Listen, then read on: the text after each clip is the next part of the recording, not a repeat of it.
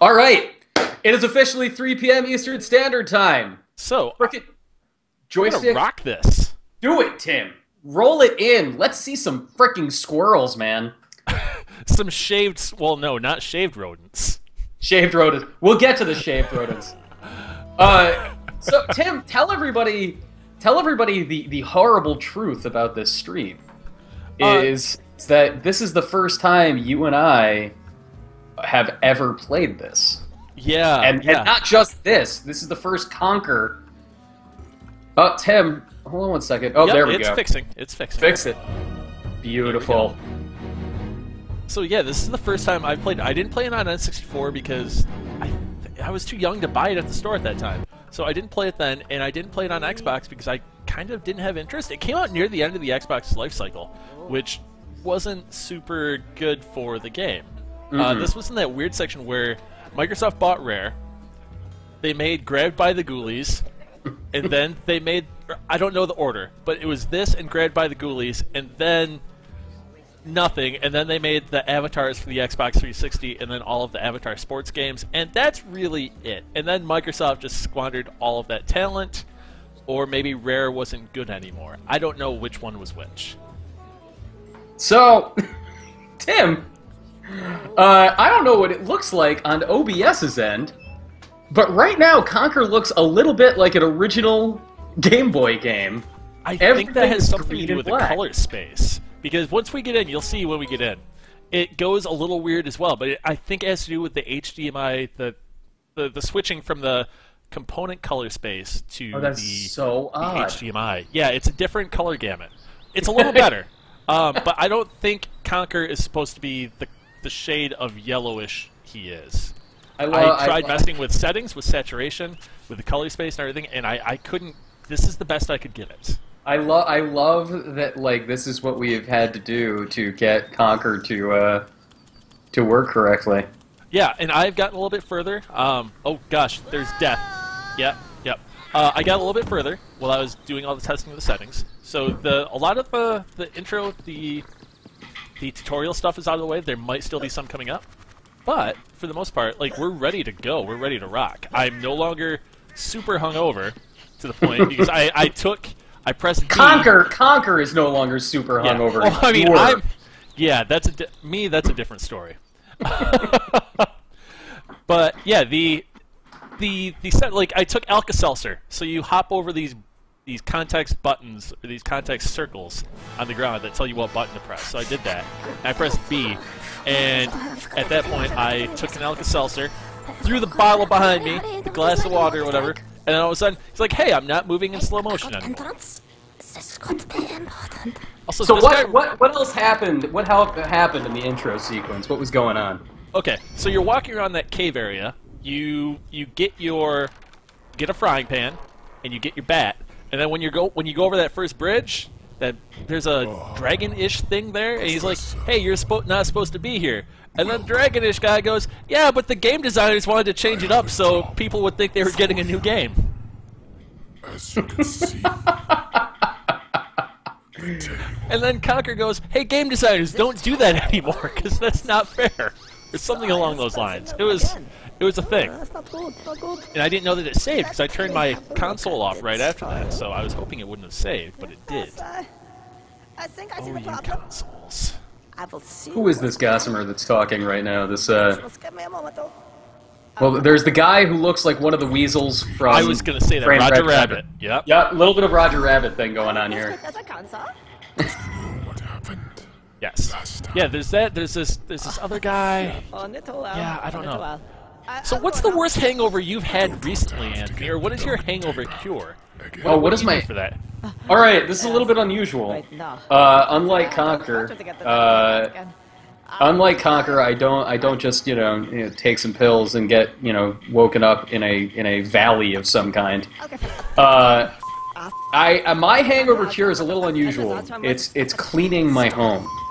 Okay. If I'm really hungover, I get up and I start cleaning the apartment.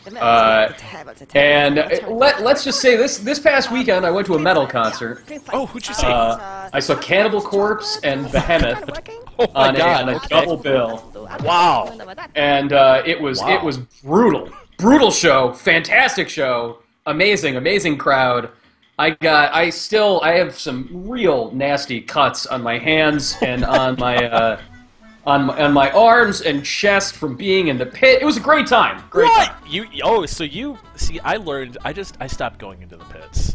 Cause I'm a small. I mean, I may be tall, I'm 6'4", but I am not cut out for pits. You're not made for the pit. I like the communal atmosphere at a metal show. Well, so I like getting into the pit, and so I will say that I enjoyed myself thoroughly that evening. Okay. This is a family show. I'm not going to say how hungover I was, but it was significant. And came home, and the usual routine is get up, and you dust everything. Oh my gosh. You mop the floors, sweep, you clean the entire apartment. And just the physical activity is actually wonderful. Really? This is... So, alright, how much can you wander around where you are right now? I'm gonna look at that right now, because I am doing poorly. Yeah, you were dying. Yeah, it was real bad. Yeah, let's take a look and see what's going on. There's a bee. Anyway, also, anybody in chat... Oh, the bee wants to talk to me. Anybody in chat, if you know the proper settings to get the color settings right, I would greatly appreciate it, because what you're seeing in the stream is actually less intense than what I'm seeing on my monitor. Wow, that is wild. Yeah. Yeah, so please get it back for us. I don't know what we're going to do. Okay, so I've been given a task to go do something. I'm going to go get it for this lady bee, which may very well be one of Buck Bumble's relatives, but with fur shading. Buck Bumble. Well, considering that this game was originally on the N64, that could very well have been a Buck Bumble reference, because Buck Bumble was a N64 and PS1 game. Oh my god, that did come out on PlayStation. Yeah. And that was a game that I always wanted to play, but I never got to. This is definitely one of those games. I love it when people open their own servers for old multiplayer games where the official servers have been down for years and years and years. And I know that there was a hot minute about, I want to say 6 years ago, 7 years ago, yeah, where there was a community of people trying to get the Conker Live and Reloaded multiplayer shooter, multiplayer portion servers going again. And I don't think anything came of it. Wow, that was really weird. The color flashed for a moment and looked normal. That was so odd. Okay, I'm looking. Oh. Here we go. This might be something with my cable itself. Oh. How's that? Is that better? It'll take a moment for us to see it, but... Yeah, there we go. It's good for me. I need to turn the saturation down just a bit because it's murdering my eyes. Okay. So, yes, the color looks about right now. Properties. Let's change this real quick. Everybody, we're trying to run OBS on a Dreamcast right now. So right, that's what's happening. Oh, look at that! That's beautiful! There we go. This is much, much, much more pleasing. Look at those lush colors! Alright. Done. There we go. Way better. There we go. Yeah! It's amazing what happens when you mess with color settings. Or just jig... No, that's because this is analog, right? So it's just... 1 second. Let's be clear what just happened. Let's be clear what just happened. It's jiggling the handle for the most part. Tim took the disc out and blew on it. He blew on the disc. And that's what got us to this point. That's what got us to this magical place. There we go. But yeah, your stream's going to go out for a second, but it will come right back. Okay. This is much better. Yeah, I jiggled the handle on this. I jiggled the cables to get where we are now. Because this is analog. This is not digital. It's not just everything works. And this is a good set of cables, too. This is a set of monster cables that I picked up And yeah, I don't know what's happening. Wait a second, isn't there an actual Conker Game Boy game, or there was one in development when? Yeah, so there was going to be the original version of Conker, where Conker was just like a sweet, delightful little happy squirrel hanging out with his happy squirrel girlfriend, and it wasn't Rare's game at that point. Yeah. And then Rare took it over. Oh, Conker, you're dead. You are dead. Apparently, this is... I have no idea what's going on with this game at all. Is this like a mini game or another section, or were you supposed to die? Was it scripted? I have no idea. Well, Death's got a megaphone. I like that Death has like a custom megaphone with cobwebs all over it. That's nice. Also, a gold tooth. And a gold tooth. Well, you know, you need a good dental plan. If you're Death. Now, is that... I wonder if Death's dental plan is covered under the Affordable Care Act. Is there a problem? I mean, I'm getting dental now for $17 a month. So, I wonder if Death has a sweet deal like that or not. French Toast 2 is laying down some knowledge on us. The Game Boy game was basically a promotional game for 12 Tales, the original subtitle on N64. Okay. Oh, God, that's one of those ones I wonder if anybody's ever released the beta version of that game, and you can actually play it. I know that N64 emulators have gotten pretty great at this point. Yeah, but what about like a decent controller? That's the thing, right? Like, is there is there the N64 controller to USB adapter? I would think somebody's done that. Yeah, that's out there. That exists. Okay. All right. Okay, so we were talking about hangover cures. Yes. Now, mine's a little... I mean, I think everybody's is going to be a little different. It'll probably a little more unconventional than somebody else's. So mine, I don't remember how this happened. It was within the last year or two, because when I moved to my new apartment, I figured this out. But I woke up one morning just feeling absolutely terrible. It was on a Sunday, and I was like, I don't know what's going on. So I put on some black coffee, and I was like, you know what movie I haven't watched in a while? Heat. So, you know, Heat is a sobering film, actually, by the way. Heat is probably Michael Mann's best film. But Heat is... It's black coffee and heat. That is my Heat on Blu-ray. That is my hangover cure. By the time Al Pacino goes into the chop shop yard and he does the interrogation, he goes, "Don't waste my mother effing time!" I am feeling way better about life. I don't know what it is, but that does it for me. Like, and it's amazing. That is my hangover cure. He is Al Pacino chewing up scenery and chasing down Robert De Niro. It's a good long movie, so I mean, you've got some time to put into it. And I'm afraid, I don't know if black coffee would do it alone or Heat would do it alone, but I'm afraid to separate them and try and find out. The real danger is that morning that you wake up and you're just like looking for the telltale Pacino.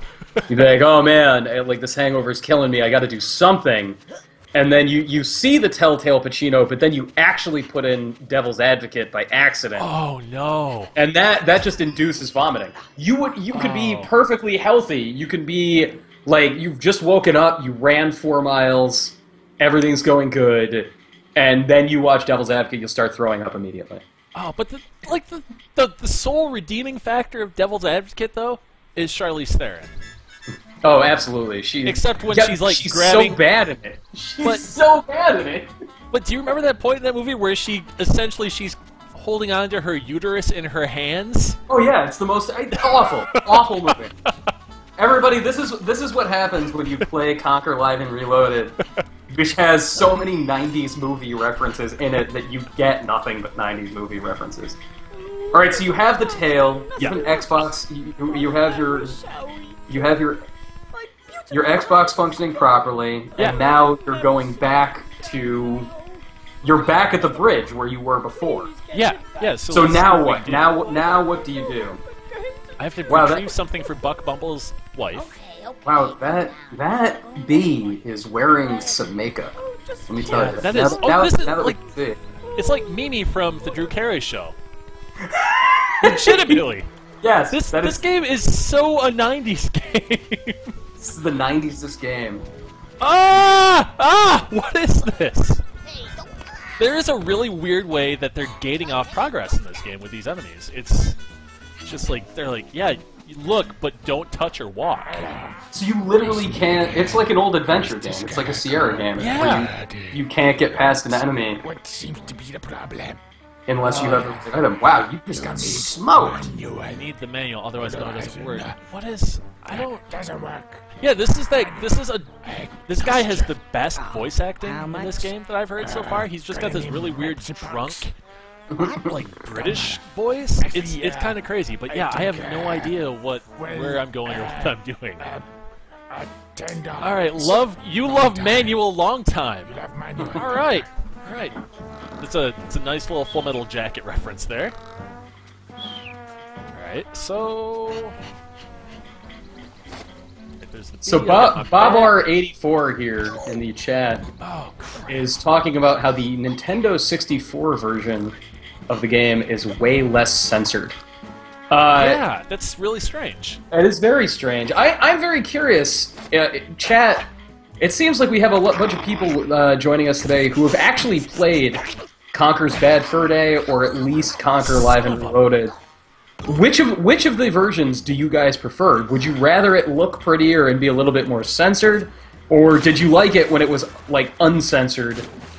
And God, dude, this game is just stopping you from going everywhere. Yeah, I have no idea what's happening or what I need to do. Let's go back up here. Let's get some chocolate. I don't know what the chocolate bars mean. I don't know what any of this is. This is where I started, though. So, yeah, Tim, are you a Rare game fan? Do you enjoy Rare's games from back in the day? RC Pro-Am. I love RC Pro-Am on the NES. Yeah, I love RC Pro. RC Pro-Am is a wonderful game. And I am a huge fan to this day of the Donkey Kong Country trilogy on Super Nintendo. I love those games, and like many people, I have a deep fondness for GoldenEye. Yeah. Which, I mean, you know, in fairness, like the bulk of the crew that made GoldenEye and the original Perfect Dark took off to form the studio Free Radical.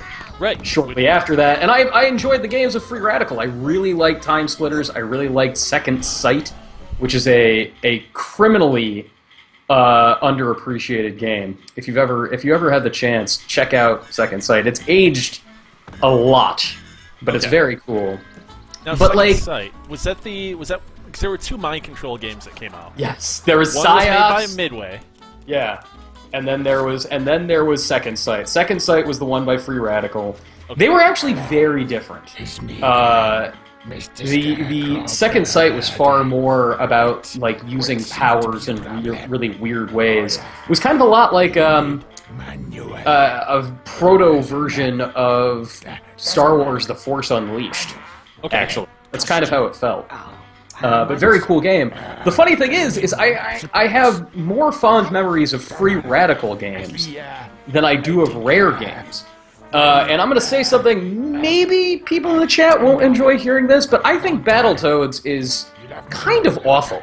Oh, wow. It's gorgeous. It's gorgeous. I think it's a wonderful technological achievement. But, oh, I think I found something to do. Battletoads, though. Yeah, Battletoads, I'm not a fan. Not a fan, and I think Battletoads is indicative of a lot of the stuff that I thought was wrong with a lot of Rare games. You know, there was this wonderful animation, this wonderful artwork that actually, you know, wasn't serving a game around it that was actually very good. Donkey Kong 64, Jet Force Gemini... That was a game. All of those sorts of things. And that's why I didn't play Conker's Bad Fur Day. Was because, you know, unfortunately I was like, you know what, I'm tired of getting burned. Oh yeah, that and just having to go back through the same areas over and over with different characters to pad out the playline. Yeah. Alright, so what is your solution now? What are you trying to do? I'm trying to beat things with a bat. And I need to come up with $10 to give to the Scarecrow, and I think I need to defeat this earthworm to get past it. I don't know, the way that this is gating off progress is, it's not. Oh, you son of a mother! Oh, this is incredibly frustrating because I don't know what to do. You know, Tim, we play video games pretty regularly, right? We're not good at them. We're not good at them. No. This is something that everybody should be aware of. We're not the best. So here's what we're gonna do. I can't fight the ladybugs either. What is going on? Everything is out to hate me. It's like that the Limp Bizkit version of the Mission Impossible theme song. Now I know why you want to hate me, because hate is all the world seems to see lately. Ah! Oh, you have to sidestep them. Okay, progress. We're making progress. Except we're not, because the worms are a one-hit kill. All right. So you've gotten around them. I have gotten around them. We're making progress. Trial and error, baby. Like that's how I love my games. Trial and error. Can't go that way. Yeah, it's really funny. A very good friend of mine, who reviews games for a living as well, Adam Rosenberg. I love Adam's a wonderful human being, currently of Digital Trends. He and I have worked together for a long, long time. But one of the biggest lasting arguments between Adam and I was he gave... I can't remember what the exact score was, but he gave a very, very bad review to Mega Man 9. And his reasoning for giving Mega Man 9 a low score was that you died all the time, and it like had to keep repeating what you were doing over and over again, and it was too hard. I was like, Adam, you just described classic Mega video Man. game design. Like, or Mega Man, yeah. One of the two. Just described Mega Man. Oh, you can't jump over him. I was able to jump over one of them? This is incredibly frustrating. Maybe there's another direction that you can go. Is there literally anywhere else? Chat, you gotta go to the Beehive. The Beehive. Darth Sugar's telling you how it's done. Alright, the Beehive is up there, but that's also where the ladybugs are. See, there are 3 ladybugs up here, and I'm not sure how to get around them. Do you have any other... There are no other weapons. I have the bat, that's it. Crazy Curtis 1990 says, just run past the ladybugs. Is that a feasible idea? It is, but there isn't a run button. We'll see how this goes.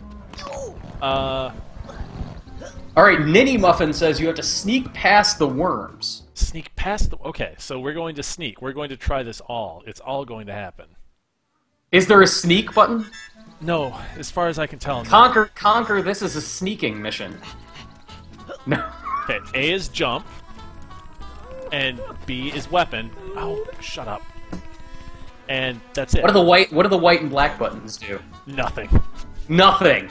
The white and black buttons are worthless. All right, I'm gonna grab these health bars though. Oh, all right, yeah. Full health. That's all. Xanax Mechanics says no, you can't pass the bugs until you pay the scarecrow. Yep. Okay. This is just like real life. Oh, there's a context-sensitive button for the dung beetles, says Babar. Alright, so we're gonna... Oh, alright, so it's just barely pushing the joystick is sneaking.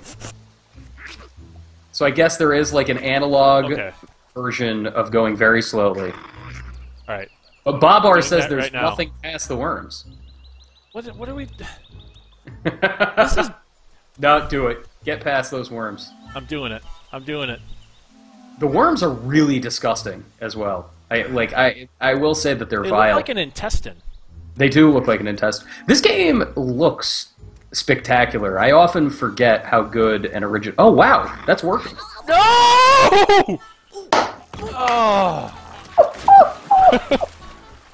Yes, this game does look really good. It has fur shading on Conker's tail. That was a big thing. That's something that Microsoft made a big deal out of. With what the original Xbox could do. It could do fur shading, do a bunch of different stuff. And when I was a subscriber to the original official Xbox magazine, they had a recurring video segment. They're like, hey, this is stuff that can only be done on the Xbox. And that was one of them. And they talked about it in this, and also Blink's the Time Sweeper. Oh man, I've always wanted to play Blinks. I played the demo. Son of a mother. Maybe that's another one, guys. We'll play Blinks, the Time Sweeper, and Blinks 2. Oh, these are bad ideas, Anthony. And those are really, really hard original Xbox games that we've never played. So maybe we'll do that. Oh, I was thinking, like we were talking about earlier, when something mimic. This game would be what Ender plays if Rare made the Mind game. Yes. So yes, Tim is trying to get past the Conker buggers. The buggers and the piggies. That is what is happening right now. Oh my god. No! Oh! Oh! Oh my gosh! Why does this game hate people that play it? This is demoralizing. Tim, this is the internet. We're gonna fix this, okay? Alright. Conker wakes up with a massive headache and feels like garbage. Controlling Conker is hungover. You got through that. The drunken scarecrow Birdie explains the concept of context-sensitive buttons. Walk over to the big button with the B etched onto it for a light bulb to appear over Conker's head. You've done all this. Yep, this is in the intro section. So I'm sneaking even sneakier past these worms. Once inside, you'll find a shiny key running around and a shiny key or kitchenware as well as a wooden bat. Yep. Da-da-da. Am I gonna do it? Am I gonna do it? I'm gonna do it. I'm almost past the second worm. Also, those worms have sharp teeth? I'm pretty sure that's not a thing. Alright, past the second worm. Alright. Let's see if we can pass the third one. Yep, I think I got it. Can I do it? I think I can. I'm like the little engine that could. Oh. Yeah! Oh, there's another one! Okay, alright, I can get into the beehive from here. I can jump this gap. I'm not gonna take that risk because I think that gap is too far away. So I'm gonna sneak past this other one. Sao Xian 78, we need Mission Impossible theme music. That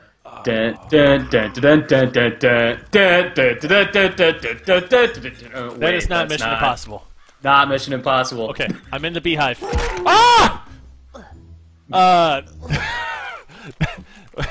Okay, I'm just happy to make progress at this point. What do we got here? I'm gonna hit this.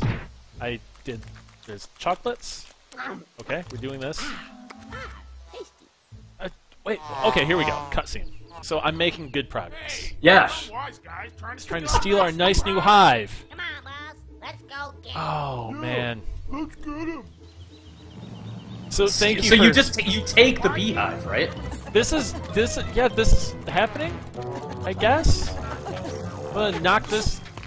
What? Yeah. No. God.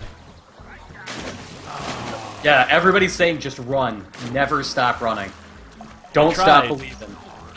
Oh man, that was like that NVIDIA conference the other night from GDC where the head of NVIDIA, I think is Jen Sung Huang, he did a Android TV search for Journey or something else. It was madness. I was like, why is this happening? All right, I have to go back and I have to sneak past the worms again. Oh man. All right, so Dex the drone says that you can kill that metal guy who spikes you with the bat. He is killable. Alright, so I'm going to try that as soon as I get past these worms again. Cho Nation, also try not dying. The age-old sage advice. Oh, dude, you can totally run alongside this rock ledge and totally bypass all of the worms. That's good to know now. Everything's different now, right? Everything is so different now. The world has changed. It's like Drake said, and nothing was the same. Drake says a lot of things. I'm trying to kill bees, but there's no targeting. I'm just flailing about and not murdering anyone. It's always weird when you go back and play an old three-dimensional game where there's no type of targeting at all, and collision is still wonky. Yeah, like this game. Yeah, like this game. My favorite go-to is always the old PlayStation 1 game called Nightmare Creatures. Oh god, I played that on N64 and it gave me headaches. Oh, Nightmare Creatures. Just wasps. I liked that game, but it gave me headaches. I enjoyed the premise. I liked playing it. You know, whatever. That was Dude, you're cooking with that hive. You're cooking with that hive. Yeah, I got it. I think I liked it because I got it for $10 at Best Buy. Right. That is an automatic reason to be like, this was a wise purchase. Yeah, I forget what else I bought that day, but it was that and something else, and that was it's Glover. That's what Glover. Yeah, it was Glover. Wasn't Glover supposed to be pretty good? Glover was all right. It was just really hard in spots. Like it was a really, really difficult 3D puzzler. All right, Yodel says you do need to kill these metal guys to get past. Okay. Like that dude spiking you needs to die. That is really grisly when like the blood splashes on the screen. It's pretty bad. All right, I got this. Maybe. Yeah, I mean, it was brutal for the time. Can I do a jump attack? Nope, no jump attack. Oh, there we go. There we go. I've got it this time. Cool. Now that I know all the tricks for getting around, like sidestepping all these prick worms, I got this. I'm feeling confident.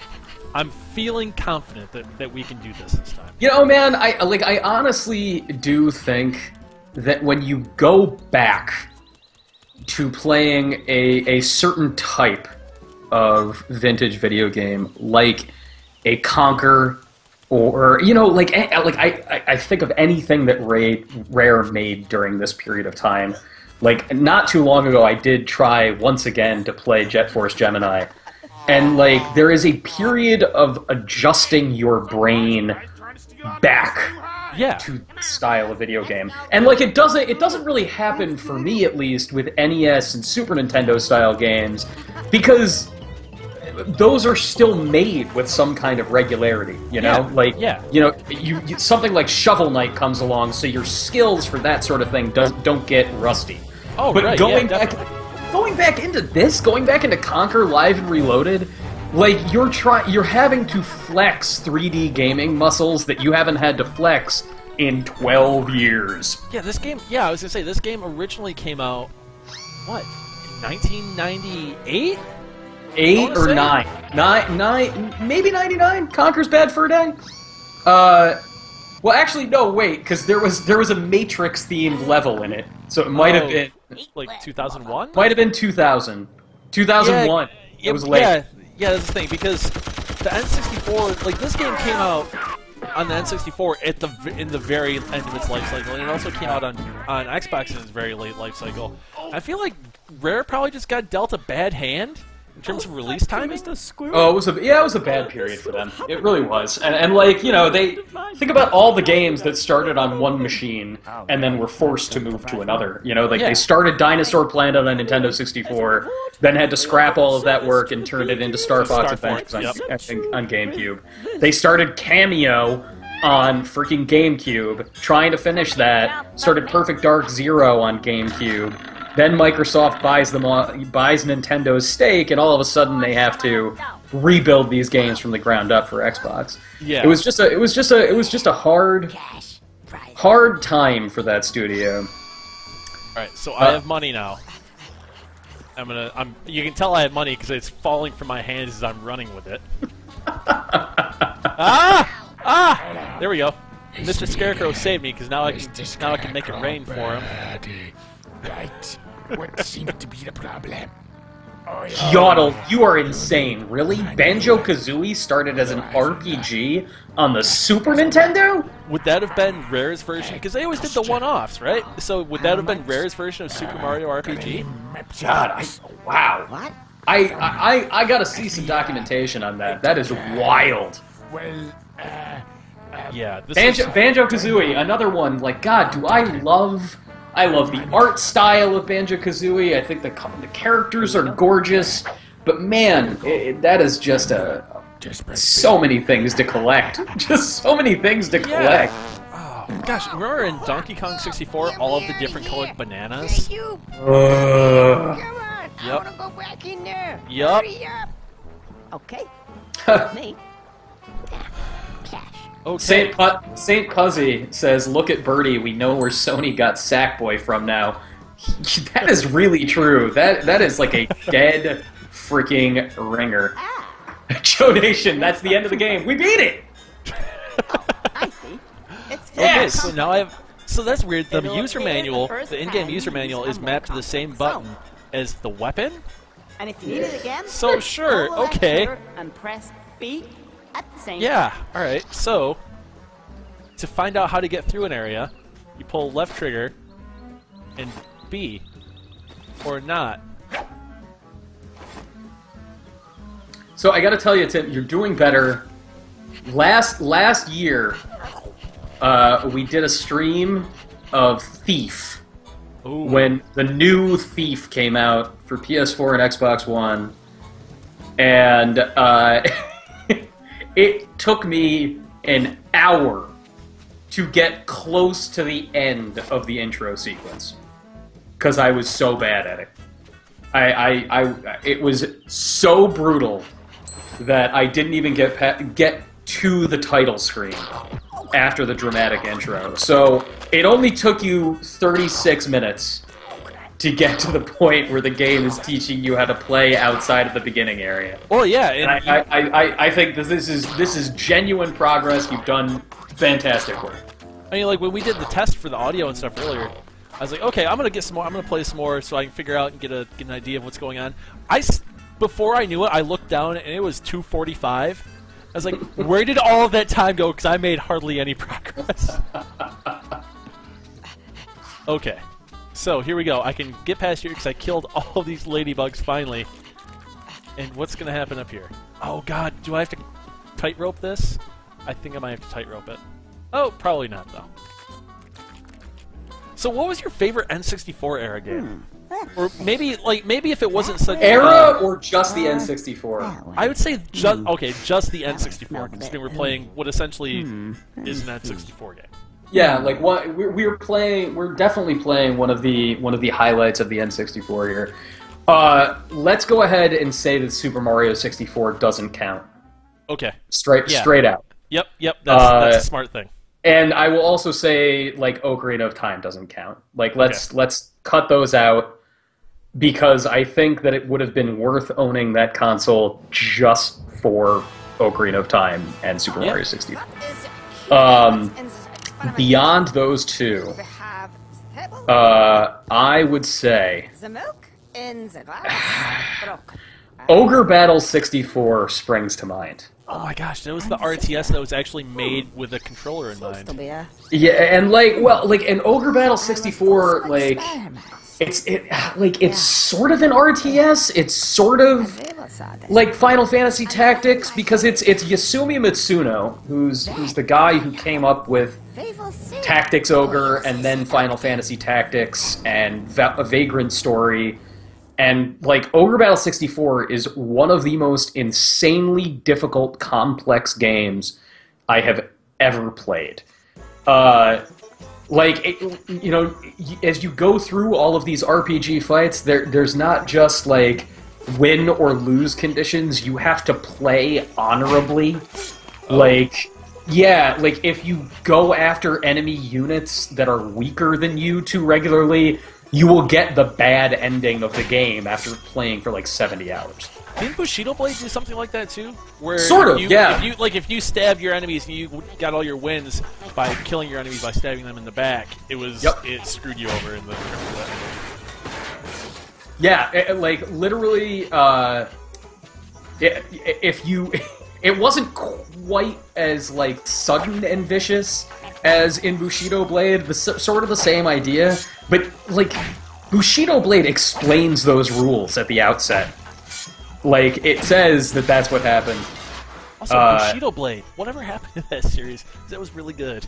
Oh, let's not play the game where all of a sudden we're like, what happened to insert classic Squaresoft series that Square Enix has failed to leverage in any meaningful way?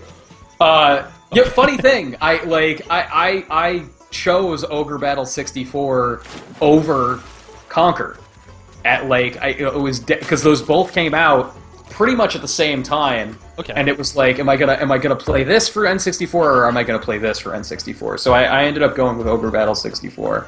And then shortly after, like in addition to that, what would I say is my favorite N64 game?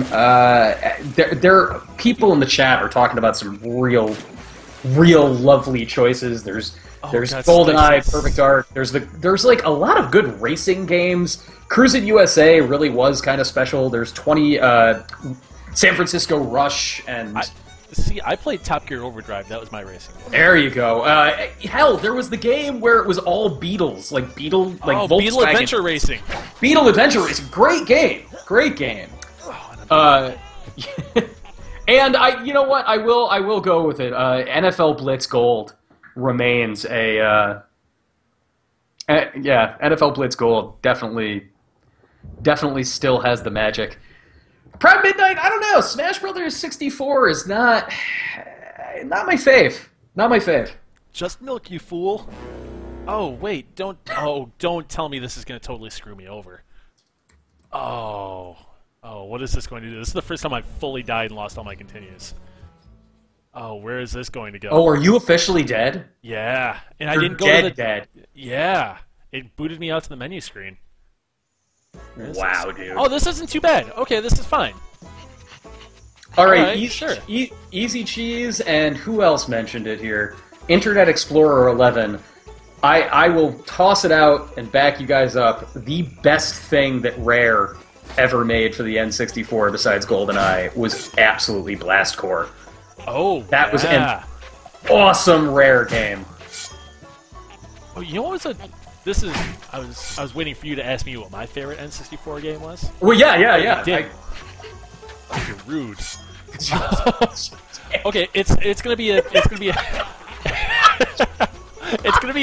toss up between, and these weren't even exclusives, I don't think. Star Wars Episode 1 Racer and Hybrid Heaven. Oh my God! Hybrid Heaven, yeah. Digging deep for the Konami survival horror sci-fi game. Oh, dude, the combat system in that was great. Where you play as Apache Chief from Super Friends with a laser gun. Whoa! Spoilers. That's the plot twist. God, oh, wait, no. The plot twist is you don't play as him halfway through the game. Yeah, because you start with him. Yeah. God, the combat system in that game was so good.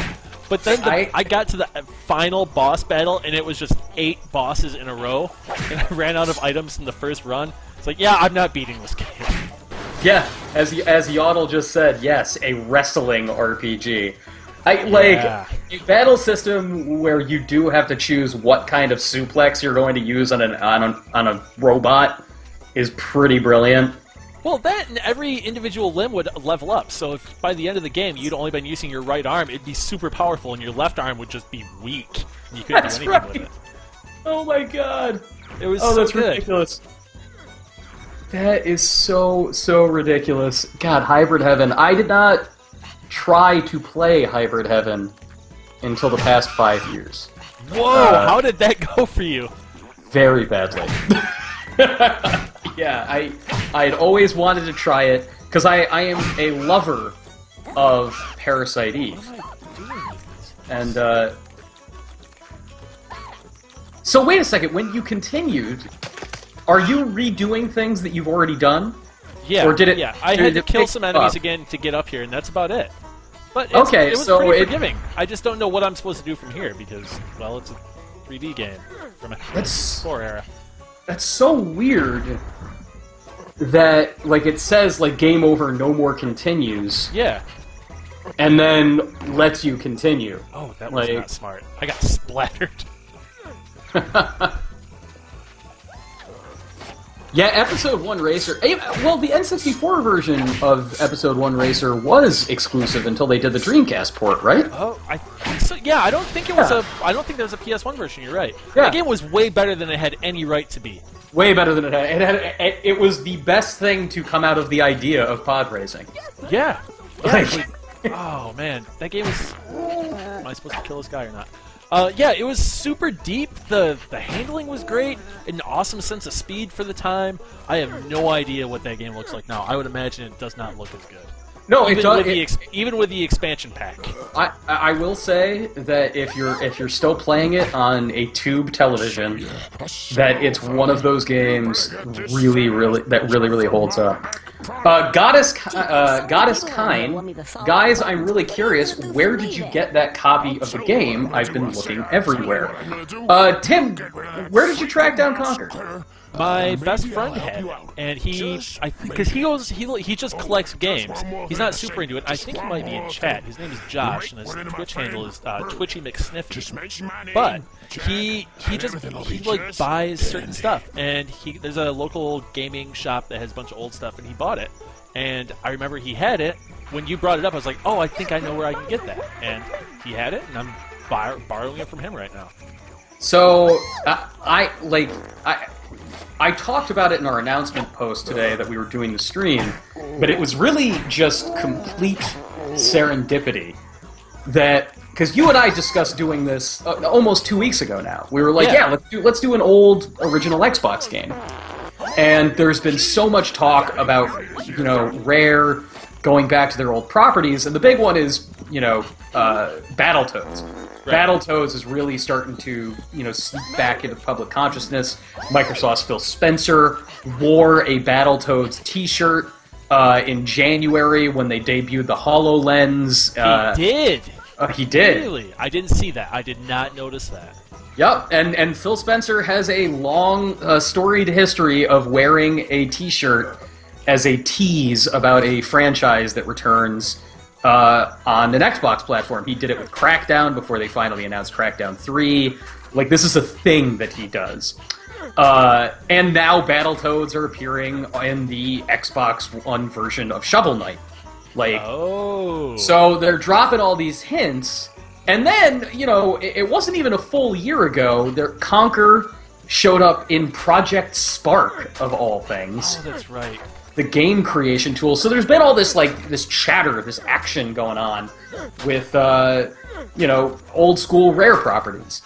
And then today, a guy shows up on Reddit Gaming, and he goes in and starts a thread claiming he's a former Microsoft employee and talking about what's going on with these old Rare properties. And so Reddit vetted him, and turns out that this guy was indeed an employee. Whether or not what he's saying is true is up to you, but he did indeed work for them. And he was saying that there was a period of time in the past couple of years where Microsoft was trying to immediately get a brand new Conker game off the ground. And he also claims that they approached Insomniac about taking it on, rather than Rare developing it internally. Which, I mean, hell, talk about a studio that was kind of built for it. Built from it from the ground up. But apparently, Insomniac said absolutely not, because they wanted it developed within 18 months. That's for Xbox One. It's impossible. Yeah. Goddess Kind says, go give the mouse cheese. So you've got to go get that area where you started. Weren't you carrying around blocks of cheese? Okay. All right. Yeah.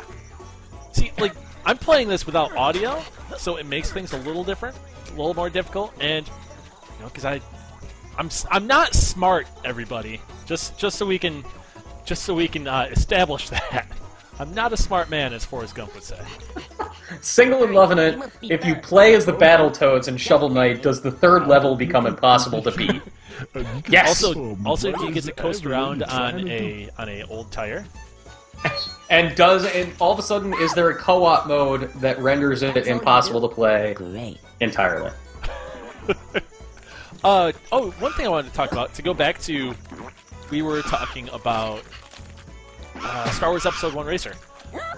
There was a mode that you could unlock, I think, after you beat the campaign, you could unlock a twin controller mode, so you could have dual analog sticks, just like Anakin would have for the pods. Do you Never, it was also? a mod. Does it also force you to refer to things as wizard? Does it make you? Wait. I don't know. I don't know. All I know is that Watto probably wouldn't be very happy about it. You know what? That was the only good thing that came out of Episode 1, because there was no Jar Jar Binks in it. He did not make it anywhere near that game. Yeah, he did that. Oh, why did the cheese explode? I don't know. I bet you think can't there's a fall. time. Well, then I think there might be a time limit to how long you can hold it. It's funny that the cheese doesn't explode when I hit it with a bat that's full of nails, but you know, as soon as you fall, that's when the cheese just says, you know what, I'm done. That's it. Game over. Let's see if I can do this. Yeah, everybody's saying the cheese dislikes falling. Okay, so I have to take the long way around. So this is Rare padding this out, as Rare is wont to do. Oh yeah, cheese! Didn't we lock you in a dumpster? I got out. Oh, this is kind of the thing. Rare just always put cheese in games. Perfect Dark had cheese. Oh, son of a mother! Cheese also doesn't like water. Perfect Dark had cheese in toilets and in vents and grates and stuff. Rare really liked cheese. All right, Makes no sense. everybody in the chat is saying you can't go left. You have to go right. Okay. All right, so we're gonna do that. Thank you, everybody in chat. You guys are being amazing sports about this. If it would not have been for you guys in chat, I wouldn't have started futzing with my cables, and we would still be in that weird green zone of terribleness and not okayness. But now we have color, and we're making progress thanks to you guys, and I appreciate that. So, chat, I wanna ask a question to you guys. Oh, son of a! What are your guys' most peculiar hangover cures? Do you go out for breakfast, get a big greasy omelet? What do you guys do? Uh-oh. You don't know what you've just done, sir. It's about to get raw.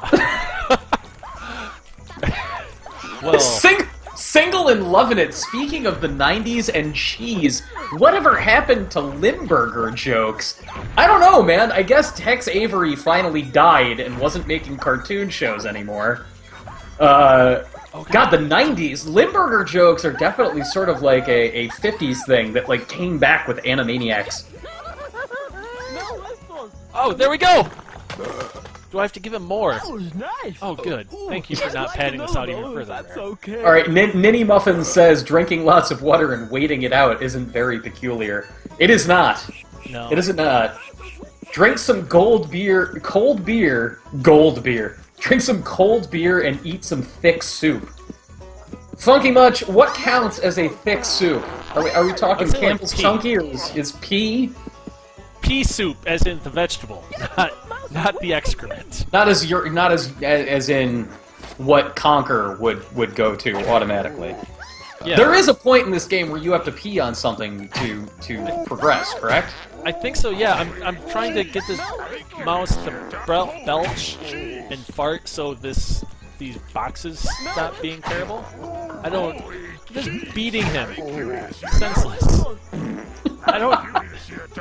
This game is... The progression in this game is so strange. And like you said, you have to get back into that 90s mentality of how games were played back then. And it's just changed so much, and the puzzles feel so obtuse. Alright, Hoplite actually has one that starts normal and then gets interesting. Egg, bacon, and sausage sandwich. Okay. Alright, absolutely. Yes. And a glass of flat cola. Oh. Alright, I mean, I've heard of flat ginger ale for when you're sick, but never flat cola for when you're hungover. Red Martian, I find that if I actually go for a 4-mile run when I'm hungover, that doesn't necessarily take care of the headache. It'll take care of, like, the gut, and it'll take care of the sweats, but it won't take care of the headache. Running is an incomplete hangover cure. Running sounds like the last thing that should be done when you're hungover. It sounds like the absolute last thing. Even when I'm... Okay, first off, one thing to sidestep. See that red splotch on the ground? That's from where I got murdered earlier. Oh, that's cool. I like that that's still there. Yeah, yeah. And the footprints, too. They're not on the rock. but when I'm on soft substrate, there are footprints too. Ninny Muffin, I'm pretty sure that the design document for Conker Live and Reloaded was just titled Obtuse. Oh, how Yes. many pieces of cheese do I have to give him this mouse? Oh, 3! Of course I have to give him 3! God, this is... Oh, Rare, I am shaking my fist at you. Also... Rare limited forever. This Yeah. is Rare being rare for all of the rareness. Oh, so, funny thing, the first time I ever saw Goldeneye, I was at a friend's house across the street when I was a kid. And the spinning Rare logo came up, and I didn't know what it said at first. It probably said Rapeware. I was like, I was like, Nintendo is immediately getting way more mature. What is happening?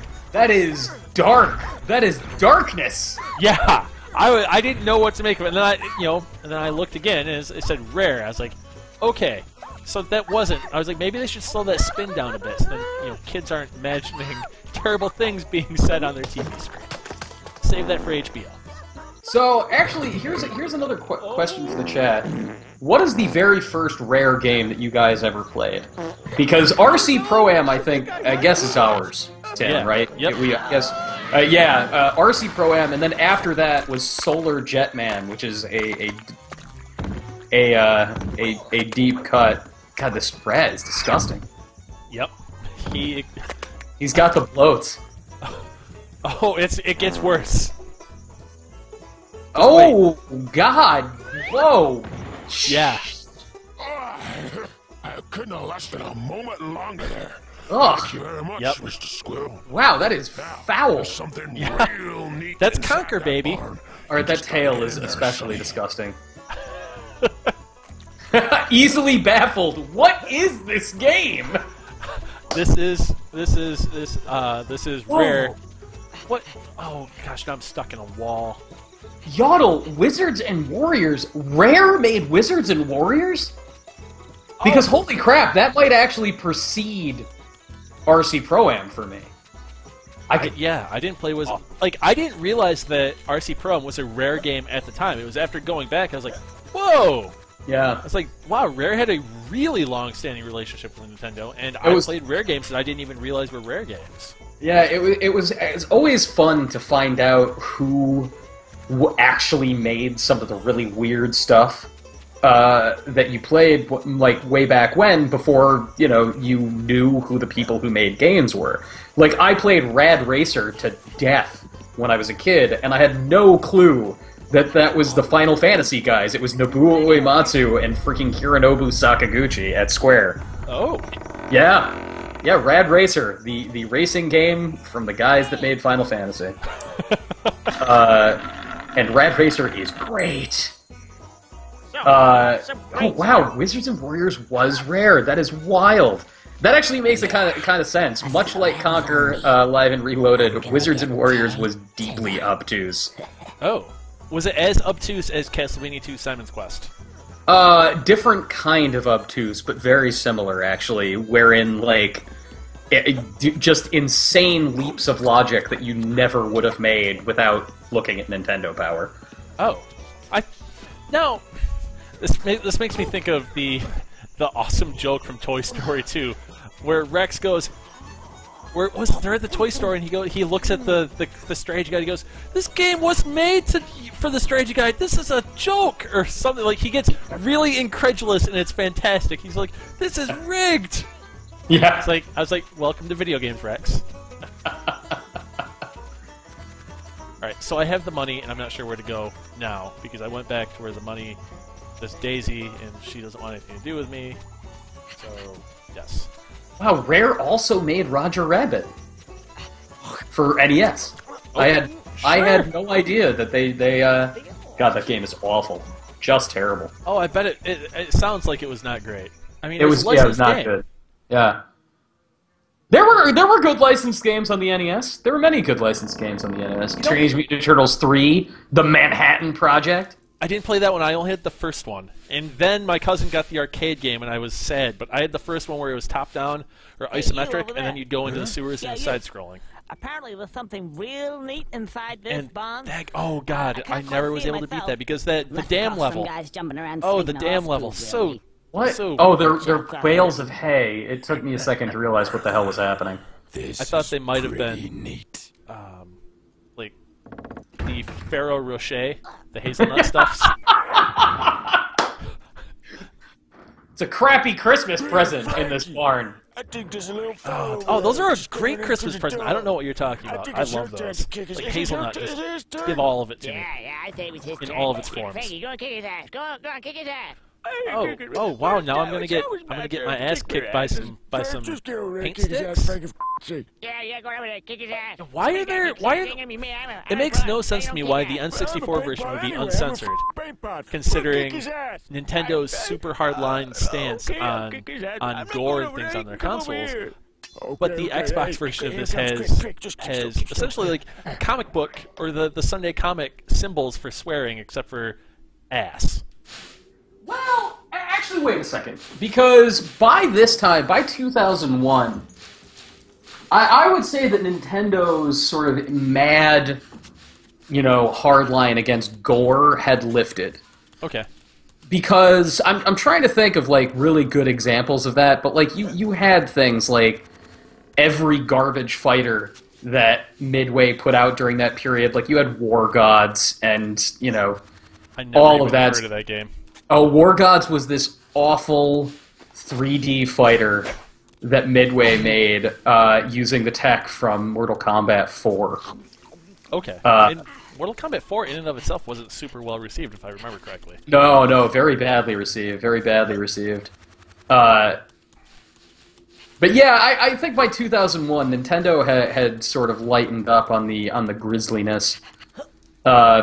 So what are you trying to do now? What have the bales of hay told you to do? Eat, drink, and be merry?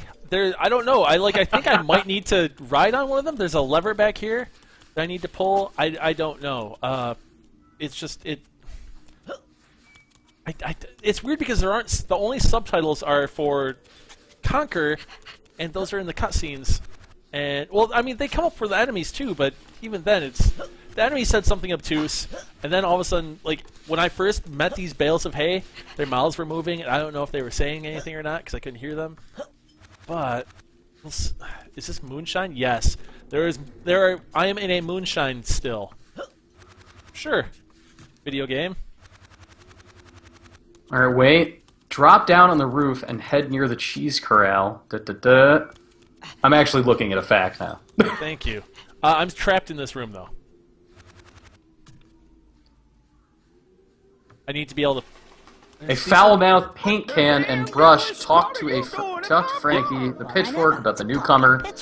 According to the can and the brush, it's the pitchfork's turn to kick the intruder's ass. Okay, I'm talking And to that- them again. I went right up to them, so now they're threatening me. Yeah, so yeah, you have to fight them. Okay, I'm gonna fight these. I'm gonna fight the pitchfork. And then you have to beat the haystacks to death. God, the haystacks aren't doing anything to anybody. They're just being cool and chilling and just. All right, sure. I mean, oh gosh. Yeah, I would love to know how terribly this controlled on the N64, where there weren't dual analog sticks, because it's not great with dual analog sticks. Omega Chimes, I really want to see you guys play actual difficult games, like System Shock or Bard's Tale, or try out Wasteland 1. I will happily play. I just beat Devil May Cry 3 for the first time about 3 weeks ago, and I had an average score for my levels of B. So that's pretty good. That's a hard game. Everybody's gonna start making fun of me now. I'm trying to hit the pitchfork, but it keeps jumping. Oh, I got a hit. I got a hit in, I think. I'm just mashing the right trigger. Is it one of those things where, like, even if it's not, like, you're not getting any sort of... I'm not getting any feedback. Oh no, it's telling you to take the pitchfork. Oh. But no, Maybe, no. yeah, okay, lure him into the haystacks. That's what it's saying. Oh, okay. God, this game is... Yeah, Wow, obtuse! I had no idea Conker was so, like, puzzly. Like, I thought it was, I thought it was jump over things and hop on enemies, and I got it's just wrong. This pitchfork is murdering these haystacks, and their eyes are just rolling around on the ground afterward. Oh, and you can kick them! Oh, wow! And I'm down to 1 bar of chocolate. I need to find some more chocolate. There's 1. Yeah, this is so... I don't know, man. Like, it's difficult, it's hard, it's one of those things like, oh, hey, that's how you do it! And it's like, the light bulb goes off. But until then, it's... Oh, man, I would have been so frustrated as a kid playing this. Or maybe I was just better at video games as a kid, and I would have been okay with... Oh, okay, I'm smart now. You know, as opposed to now, where... Oh, I don't know, man. I recently played, Grim Fandango for the first time. Right. Yeah, how did that go? Which is, another, like, time contemporary with Conker, but very, very different game. And I adored it. Grim Fandango is amazing. It totally lives up to its reputation. Play the remastered version if you have a PlayStation 3 or a Vita or a 4 or PC when it comes out on there. Play it. But my god, the puzzles are so insanely, ridiculously obtuse. I cheated. I have no problem admitting that I used a fact to get through some of those, like, freaking puzzles, because there's no way that I would have ever thought to do some of the things that it wants you to do. And, like, I was raised on adventure games. Like, some of the very first games I ever played was, was adventure games. My aunt, when I was 6 years old, taught me to play PC games using Leisure Suit Larry. Oh, okay. At 6 years old, that's inappropriate. Slightly. I actually got to tell Al Lowe that in an interview a couple of years ago. I was like, Al, I gotta tell you, like, I love your games. I'm a big fan of the original Leisure Suit Larry. I learned to play it when I was 6, and he goes, "What prison are you calling from?" Which was the appropriate reaction. Absolutely the appropriate reaction. Ladies and gentlemen, if you are just joining us here on JXE Streams, my name is Anthony John Agnello, and Tim Seppala and I are playing Conker Live and Reloaded for the original Xbox. And my god, do I wish that I could say Xbox One, because it's so much simpler. Yeah. But instead I have to say you can't just say Xbox. It's too many. There's too many syllables when you say original Xbox. It's like when you look at the press releases that say Xbox One on them, they say Xbox One, the all-in-one games and entertainment system from Microsoft. That is the official title that they have to put in boilerplate of every press release. I feel bad. Meanwhile, it's just Sony's PlayStation 4. Neat. All right, Travis Stywall. Yes, this game is. Isn't this game rare? Like, difficult to find? I guess. There's been some talk about that in the chat. Oh, Internet Explorer. Now that is the name that we need to start using. Xbox 2K1. Oh, okay. I love that. Right. That is ridiculous. You know what's ridiculous? Trying to get this pitchfork to attack these bales of hay. Like it's like you have to play chicken with him. But you're playing chicken with a moving target in between you and the person you're playing chicken with, and it's really just difficult because it's like I don't know what to do, and the camera's really bad. It gets really stuck, and I'm in an enclosed area. And I mean, if I was hungover like Conker is, I'm sure that I would be having a worse time than I am right now. You know, I just don't understand how there isn't, like, a Z targeting thing a la Ocarina of Time. No, there isn't one of those. If I pull in the left trigger, it goes to first-person view. That's what it does.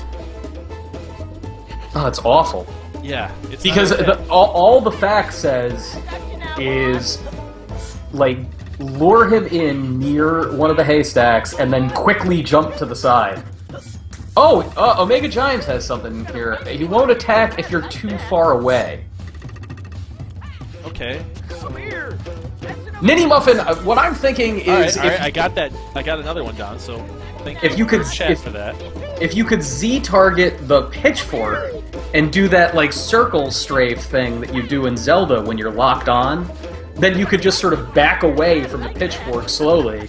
Yeah. This is just this. Gosh, and the frame rate is kind of holding steady. It's just the animations are really jerky, and it's tough to keep track of everything. It's just it's madness. Can I beat these haystacks to go where I want them to? No. I'm just trapped in a corner. It's This is not enjoyable. I'm glad I don't have a fear of haystacks and or pitchforks, because I would be having the worst time of my life right now. All right, Nightshade 13 has a very, very good recommendation. Jump on top of the haystacks. Okay. All right. And then like stay on top of it. All right. I'm down to 3 of these haystacks. Oh.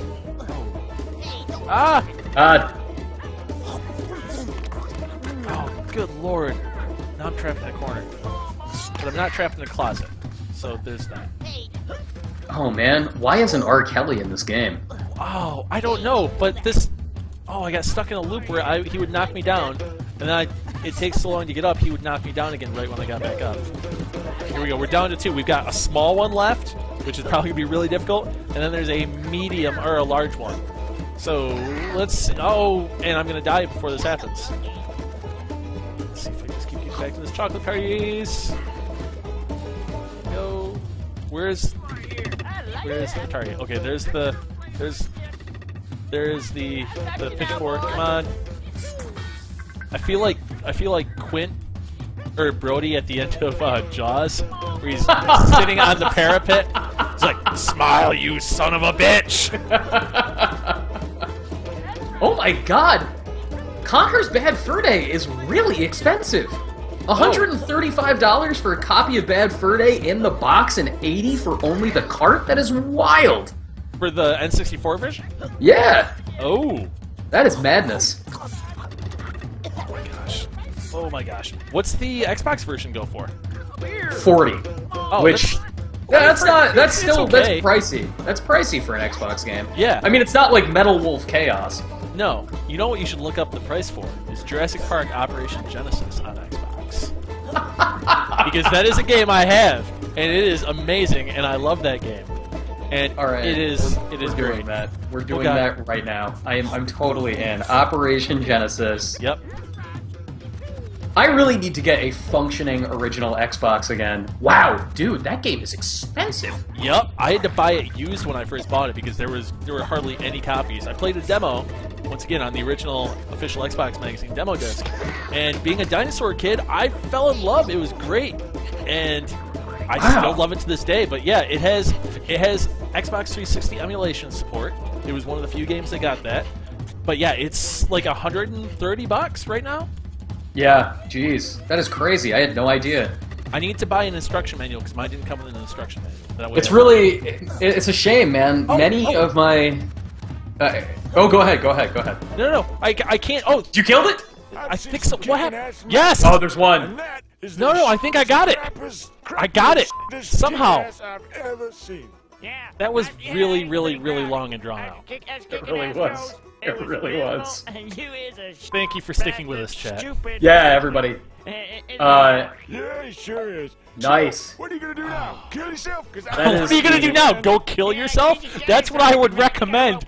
Oh my god, this paint bucket! Oh my god! This game is getting real dark. Wow, dude. Whoa! Oh my god. Calm down, paint bucket! Dude. Oh. The dark. Oh my god! This got. Oh my god! This is so dark! Oh my god. I think. Oh. This is. Wow. I already said that. Shut up. Okay. I don't believe this. Oh. But he doesn't have a neck, so he can't kill himself. Oh my good god! gonna be up here for some time. Oh, wow. I was not prepared. I was prepared for it to be like potty humor, you know? Like I was ready for like poop and fart jokes. But seeing a pitchfork try to hang himself was not what I was. I was not expecting that. Wow. Wow. I mean, it's the fact that he was goaded into committing suicide or attempting suicide. That was, I think that was the darkest part. It was, you know, his friends were like, "You should go kill yourself." He's like, "Well, okay, peer pressure."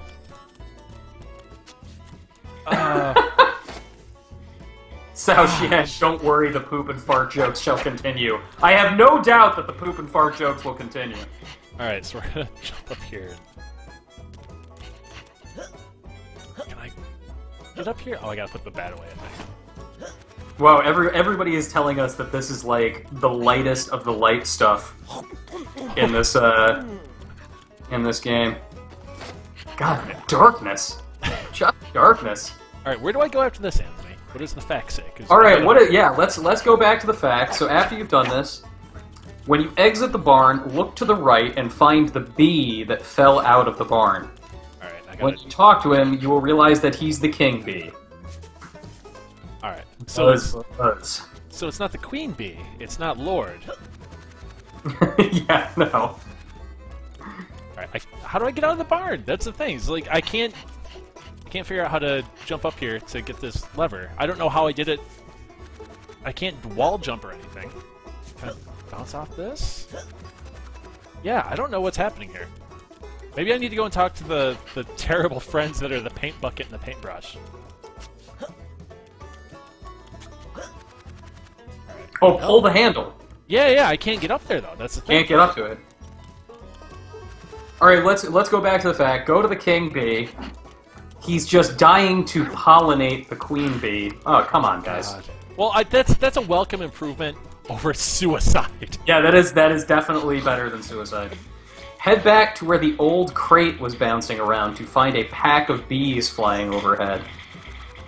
Yeah, I can't get up here to this handle. Yeah, I don't think you should pull that down yet. Or do you need to get out? I think I need to get out. There's no other way to do it. There's nothing else. There's this... Over here, we've got this Oh, Yodel says crouch jump. So you like Mario 64 style, where you do like I guess there's a way to like bend over. Oh! And do like a super jump. Okay, yeah. It's pulling right trigger. You know, because the game told me how to do that in a tutorial. It did not.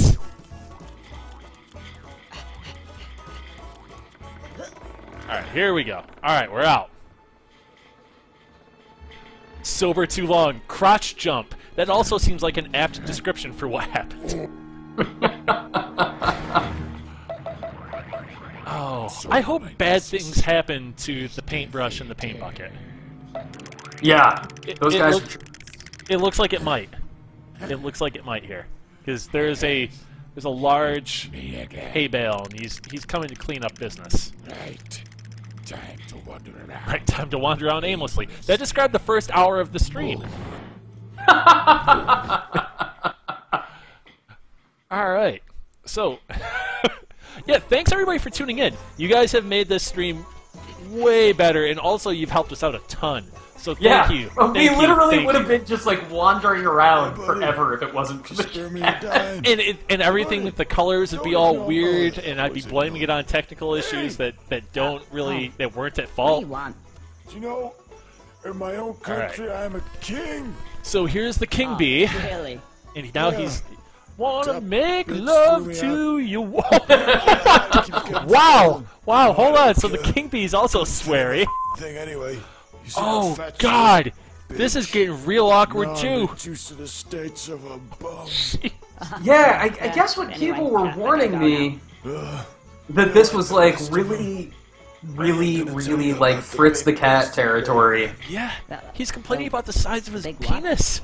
That's surprising. Your attention. She's lovely. That's why the wife kicked me out. All I want to do is pollinate her. She's got stigmas like you wouldn't believe. She's got stigmas like you wouldn't believe. What kind of Italian woman doesn't, or what kind of Jewish do you broad mean? don't like I Italians? thought you had big... Oh Yeah. my god! There, behind us. Oh my god! Oh, Hang on a second. oh, interspecies She's a erotica. sunflower. Wait, hang on, breasts? She's a sunflower. Flower with big breasts. She's a sunflower with big breasts. I'm a bee. Okay, I'd Stupid like to bastard. defend it now. Sorry. Wow. You gotta help me out, buddy. Oh I don't know my what I'm gonna gosh. do. This Wow. game is way too much. Like this What's would, in it for me? I think this would be a good game possibly to play while you're hungover, just for the I thought humor. you were Like if there's an easy mode, or somebody said, Yeah. "All right, this is how you get past all these really obtuse puzzles. Just enjoy this frat bro comedy." I would be strangely okay with that. Yeah, no, I dig that. I dig that. Man. Just yeah, this game, like the writing is dark. Hey, And here can comes you the help me out sunflower. here? There's a guy over there, he said he wants to... Something to do with stigma. Pollinate you. That's a bit I am suddenly realizing that if I was just a little bit younger when this game came out, I would have thought it was the greatest thing of all time. Like, if I was like 13, I'll suit yourself then. 12, 13 years old and I played this game, I would think it, like, was life-changing. Yeah, because it's that whole thing where the first time you hear a swear word in a song, you rewind it over and over and over just so you can keep hearing it. You're like, oh my god, somebody swore on a record. It's like this, just for a video game that happens continuously. Hi, guys. Oh, Alright, another collectathon, because it's a rare game. So what do you have to go get her? Bees, 5 little ones, probably... There's probably a foreplay joke in here somewhere. Yeah. tickly bee. Hey, what is this, man? Busty flowers just always want to get bees. Am I right? Yeah, they want to tickle Am I? bees. Sunflower, maybe? Yep. Wow. Yeah. She makes a comment about how think I bushy got his it tail right. is. Is this like a birds and the bees thing? Am I that dense? Is that what's going on here? I think that is what's going on here. Internet Explorer, is this the new Dragon Age game? Yes! Ah, yeah. Oh, here we go. Oh, I'm really glad that I don't have audio for the game right now, because I can only imagine what it would sound like with the bees and the sunflower. So, yeah, chat, you're getting the best experience on this, or maybe the worst experience. It depends on how you look at these sorts of things. So I think I need to go and collect a bunch of different bees. Or what is this guy? Oh, yeah, he doesn't have the same. Nope. Okay, so I'm gonna go collect some more bees from around this area. I think that's what. Yeah, because there's some down here. Yep. And I'm gonna lose chocolate because I fell.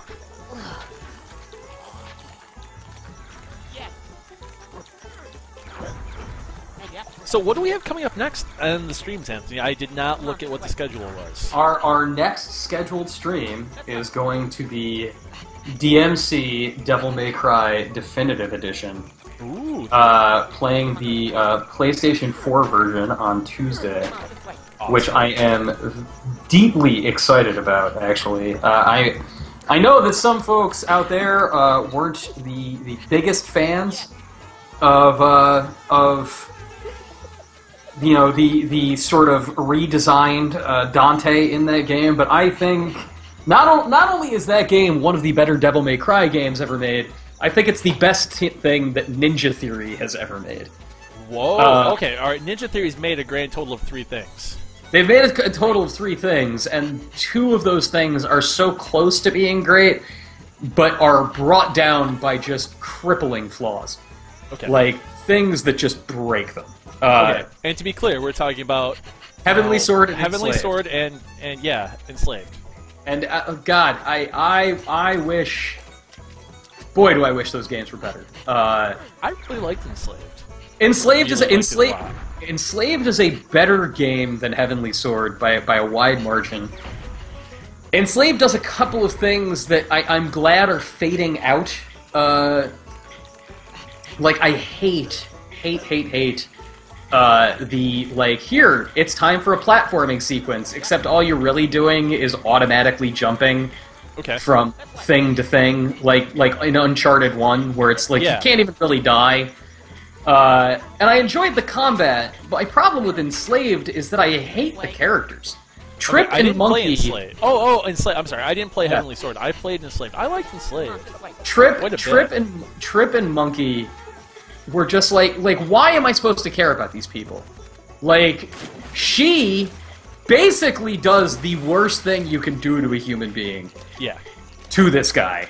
yeah. And then he, for his part, is just like a violent jerk. He's not even a charming violent jerk like Wolverine or something. He's Right. just a jerk.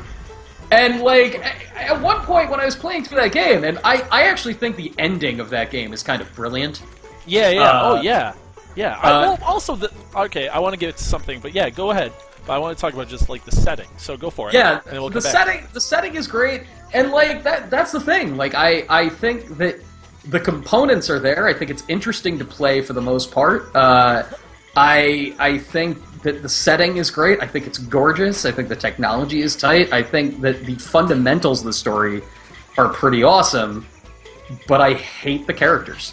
And for me, especially with something that's going to live and die by its story, that's what broke it for me. Trip and Monkey are what ruined Enslaved for me. Unlike Heavenly Sword, which is just an unfinished game. Like, really interesting combat in Heavenly Sword, really interesting characters, but they didn't finish it. Anyway, so Enslaved. You know what's really good about it is the soundtrack. I have the great soundtrack. It's Unbelievable really, really, really good. It's awesome work music. It's fantastic. But I liked we were talking about the ending, and it was really interesting to see how that played out. Like, just the idea of, okay, they finally got to that pyramid, and they saw what was going on inside it, and, you know, it kind of, I don't know, the ending reminded me a little bit of The Last of Us, you could almost say. Yeah. And I thought I thought the game was pretty great, and I liked it a lot. And I liked the fact that the apocalypse was not brown. It was this verdant, beautiful landscape, and it was made with Unreal, so there was some texture pop-in issues, but other than that, the game was gorgeous. It had a really good style. The combat I thought was a little boring because there wasn't much to it. But on the other side, to go back into what we're streaming next week, I've never been good at action game combat. Because it's hard for me to go, alright, here's a 7-button combo, and 5 out of those 7 buttons are B the same time in a row. And I could never figure out, okay, I'm going to spend all these up. Oh my god, that sunflower has gigantic breasts. Okay. I could never get to the point where it's like, okay, I'm buying all these special moves, and I can't remember the buttons that I used to unleash these special moves with Devil May Cry. And I got to the point where I was inside the energy drink factory, and I couldn't get past that boss battle. Oh yeah, that is a tricky boss. Man, one of the most important things you can do in an action game like that is to get yourself in a headspace where you don't think about doing it right. You know what I mean? Like, don't think to yourself like, oh, I need to do the best combos. Oh, I need to do the best ever. God, the look on Conker's face. Yeah, yep. The look on Conker's face. Yep. Hey, honey, want to go for a bounce? I could go for a bounce on this is what I call platforming. Wow, this is... Yep, I just bounced off of Sunflower's boobs. Wow. Hey, Just... I'm here. Wow. Hurry up, pick me up, Dad. Yeah, this... I I'm don't speechless. even know what to say. Yeah, I'm legitimately speechless. Legitimately speechless. Yeah, I'm right there with you, man.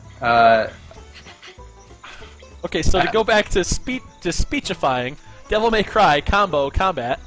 I'm sorry. I think that flower just knocked everything right out of my system. I don't have anything left. I am a changed man. Forgive me. It's okay. It's okay. We're all like that Yeah. our first time. Hoplite, yes. Creepy as blank. Alright, I think I'm done with this area. I'm gonna go out of here. Oh, I should probably check the FAQ, right? Yeah. See what's going on before I exit the area. Alright, let's see here. Okay. Weesh. Oh, look at that water. It looks like half-formed ice. That I'm just pushing through. Sunflower thanks you by giving Conker a ride. That is a literal ride, not a metaphorical ride. Reaching new heights, bounce up, helicopter spin to the alcove to find $100. Now return to the circle where the old jumping crate was. When he comes to the jumping old crate with the elderly crate. When he comes to a halt on the side of the barn, super jump on his head and then super jump to the trap door leading to the barn rafters. The old jump. Oh, okay. So this area, possibly.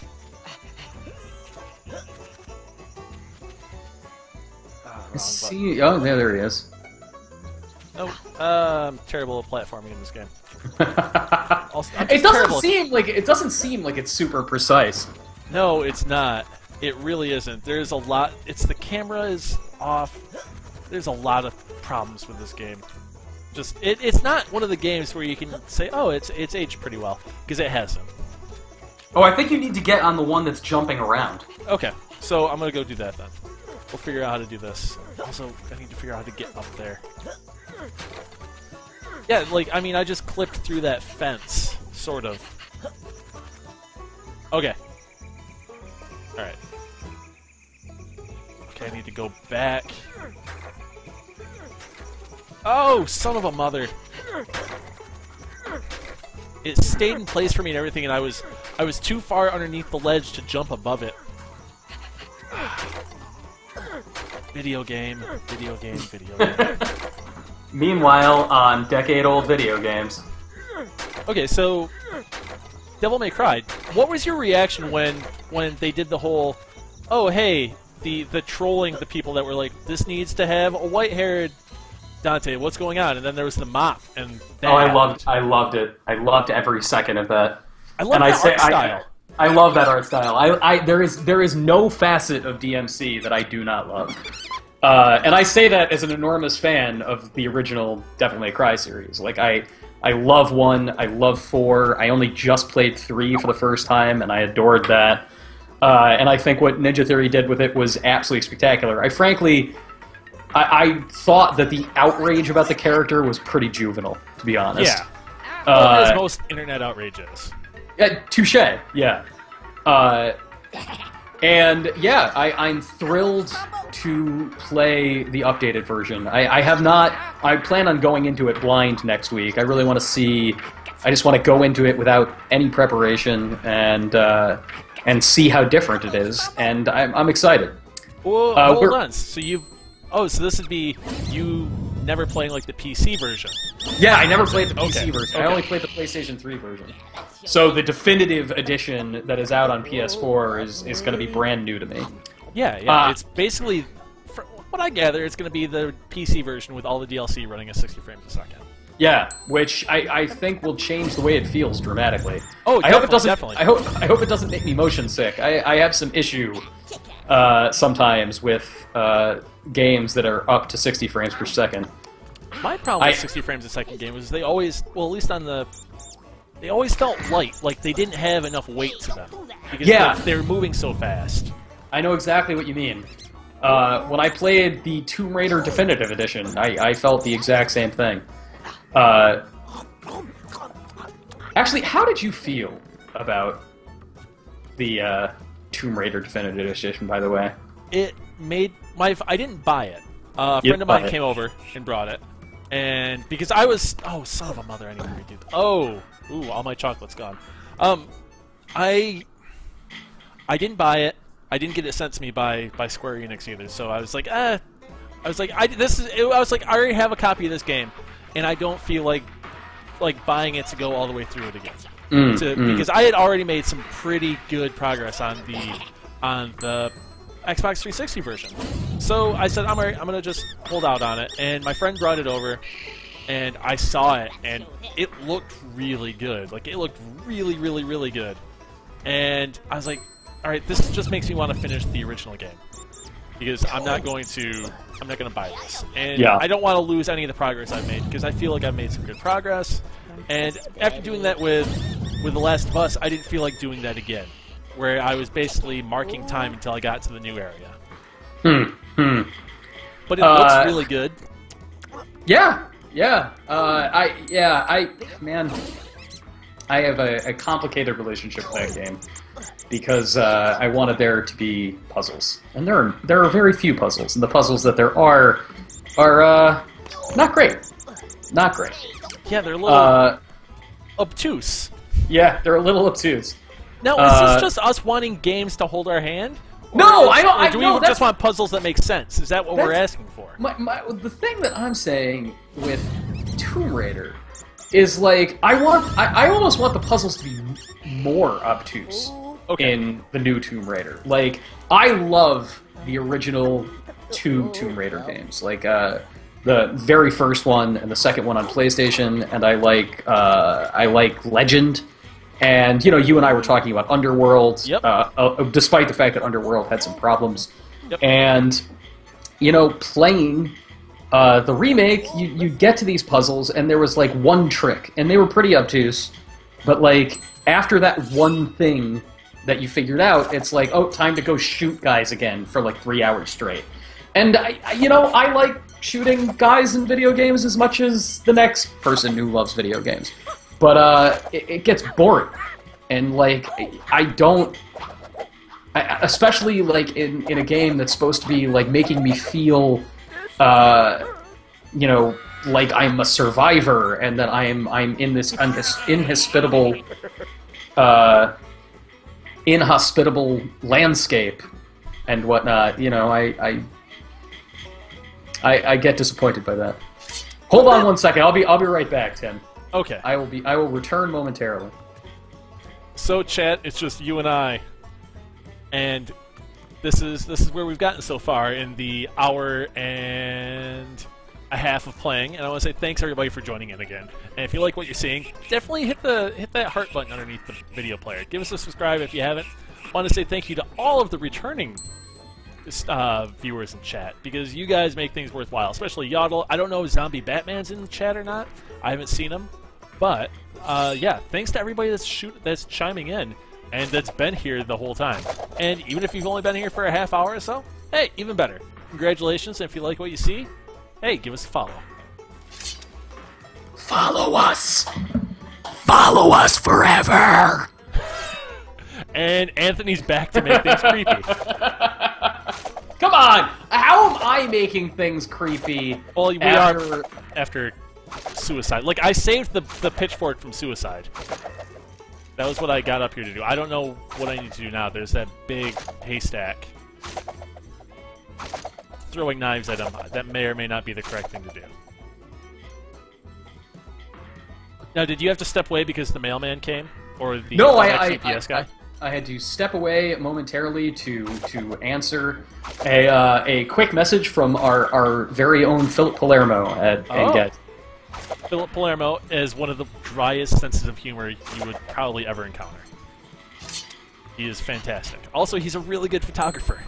So, I have a weird question for you and for the chat. We talked a lot about the Nintendo 64 today, and so not only have I never played Conker in any of its forms. Speaking of N64 classics that I've never played, I have managed to never play Mario Party. Not one of them.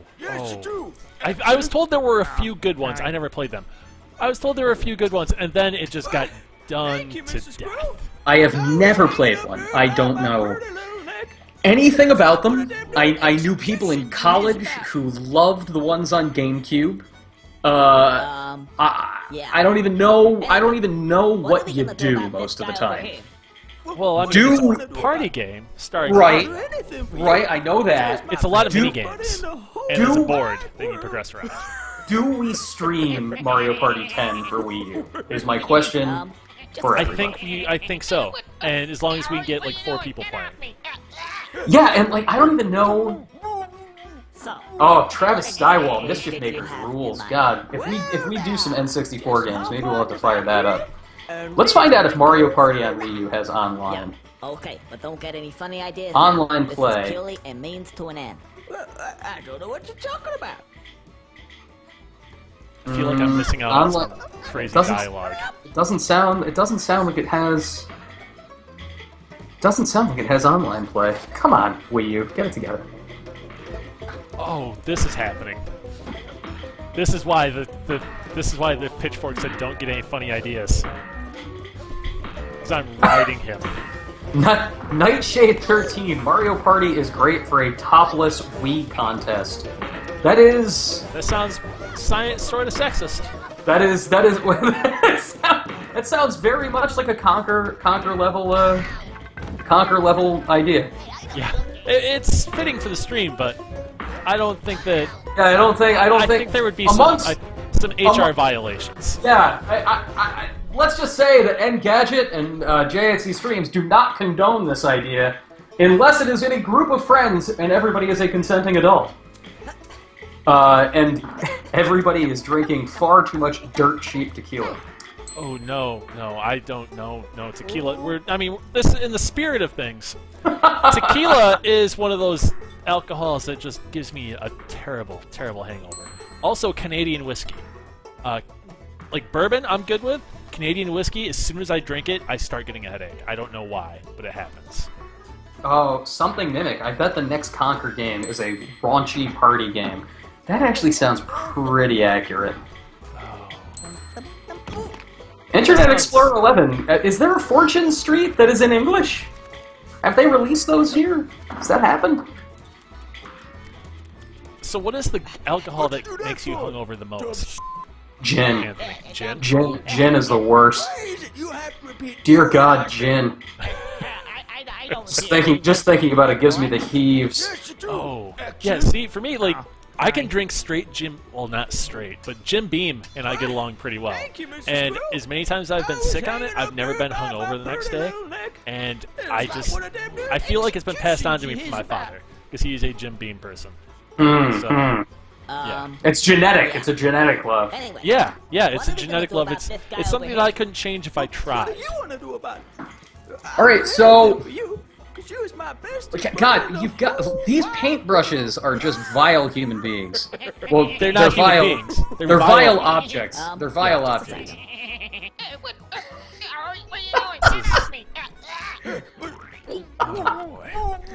Travis Stywell, gin tastes like it should be in a car. I don't even know what that means, but I love it. I think he means like ethanol. Yeah. Okay. Don't get any funny Like ideas now. fuel. This is purely Yeah, I don't know. fuel. I like a gin and tonic.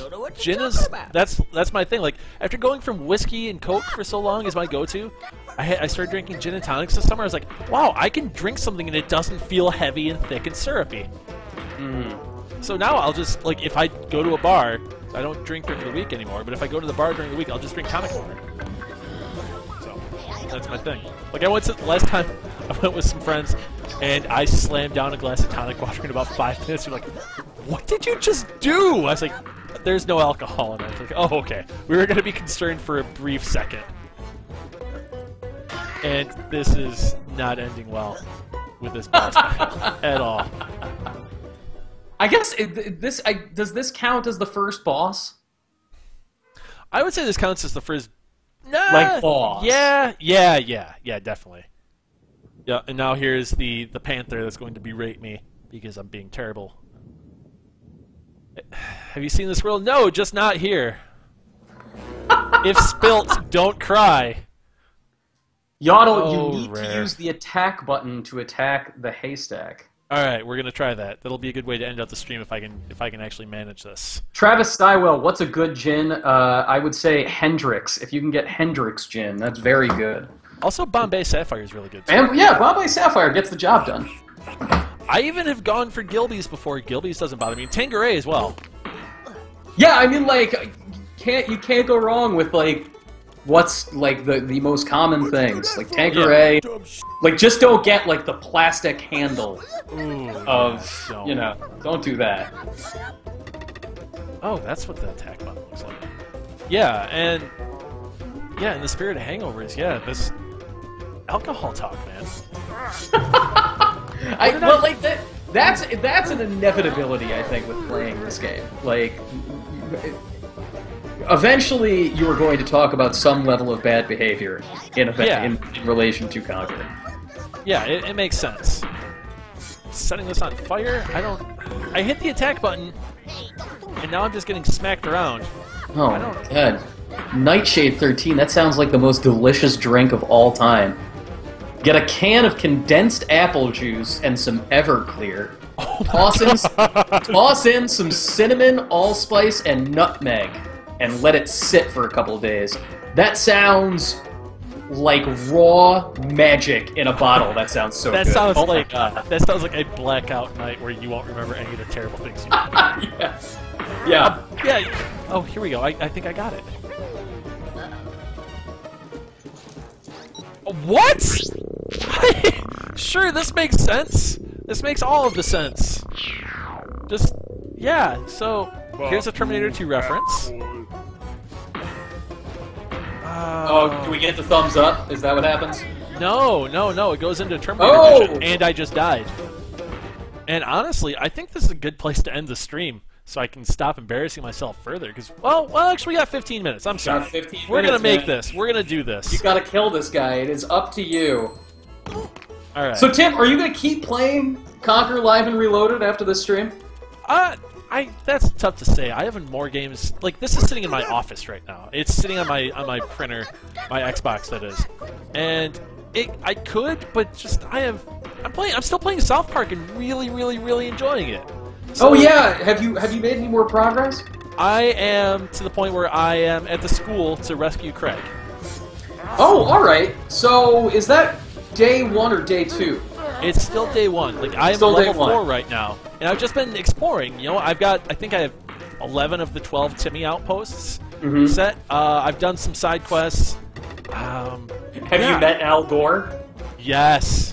And also, I met the Chinese restaurant owner with the Mongolians. Oh my god, I love that game. Yeah, I will say, maybe I'm just playing it wrong, or maybe I'm expecting too much, but the dungeons, it seems like the checkpoints are weird on it. Like, they are. Okay, good, it's not just me, because it's not just you, yeah. The happiness tower, where you go to kill all of the Mongolians, for the guy. Like, after the first battle, there was a checkpoint, and I made my way up 2 more floors, killed the guys, or the kids, and got to the boss battle. And I was just before the boss battle.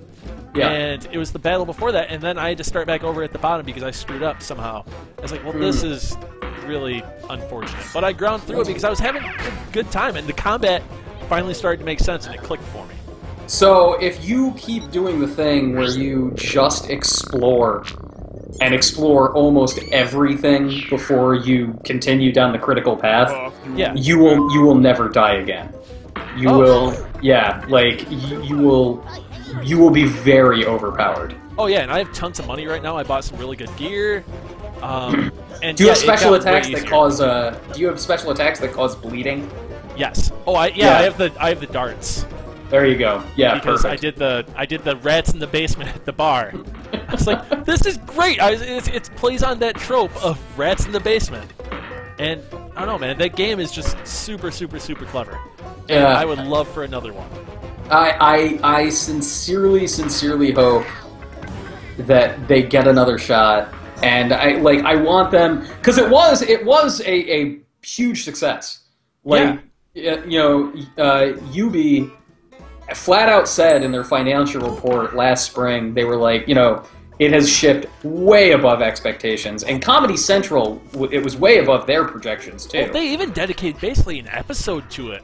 Yeah. Which was awesome. Like, I was like, this is really clever, and how they did it, and it was great. So, I'm so glad that game did well. As long as I see, get Trey Parker and Matt Stone back to do it again, then I think it'll be great. I definitely worry about them trying to make another one without the core writing staff. Yes, that would be a problem.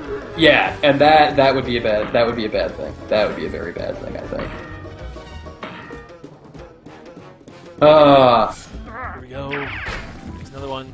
I grabbed some chocolates, so I'm not as near death. So after I get to this point, I might actually be able to kill him.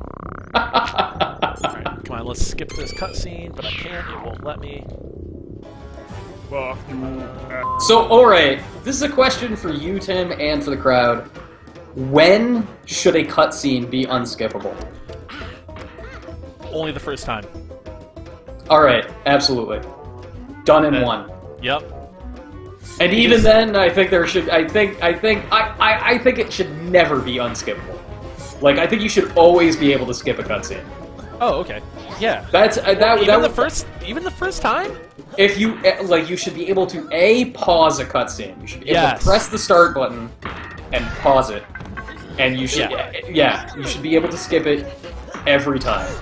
I know that there are some games that, like, if you skip the cutscene, you're missing the point. But yeah, like, unskippable cutscenes are just they are a cardinal sin. Yep. They're the worst. Or if you put a checkpoint before the cutscene instead of after it in the game. Yeah, like, what are you doing? Slap you. But that's something. Dude, something Mimic says, a cutscene shall only be unskippable in the year 1886.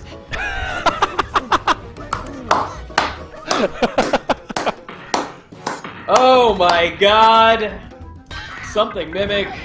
Oh, God, do I wish that we had something to give away right now, because you would have won it. Yeah. we should work on that. We should work on getting some promo codes for giveaway. Absolutely. I was able to get some stuff last fall, and I was able to give away a bunch of stuff. Well, this is everybody. In a couple of weeks, we have yet to lock down a firm date, because the folks over at Denaton and Devolver are, very swamped with GDC and PAX East and trying to get Hotline Miami 2 released.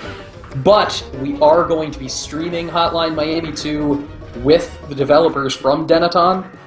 They're going to be hanging out with us, and we are going to have a bunch of copies of Hotline Miami 2 to give away at that time. I wish that we could give you an exact date, and we will have one as soon as possible. Tentatively, it's 2 weeks from now, but that's not set in stone.